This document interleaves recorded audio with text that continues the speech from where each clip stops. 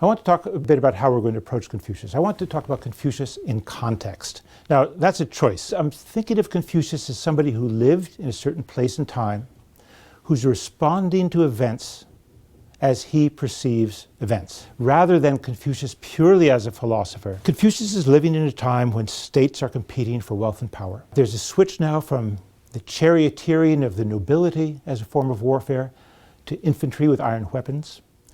States need revenues to pay for large armies. They are competing for power with each other.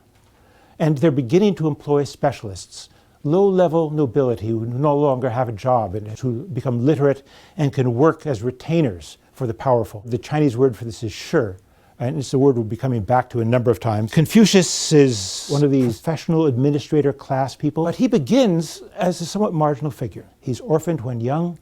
He doesn't have powerful relatives to get him into high position. He could have become a military officer. He could have made a career as an administrator, a ritual specialist. There are all sorts of things he could have done. And he chooses to do none of them. He chooses instead to devote his life for learning. As he says in the Analects, when I was 15, I made my commitment to learning. And the kind of learning he devotes himself to is the useless kind of learning. He has no skills to offer. He's not going to make people rich or powerful. He says, at one point, he says, the learning of antiquity was for oneself. The problem today is that the learning of today is to please others. The kind of learning he's interested in is the learning for oneself.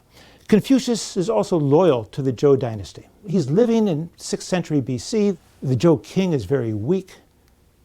He's loyal to the Zhou king. He sees that, the founding of the Zhou dynasty, as a source of models.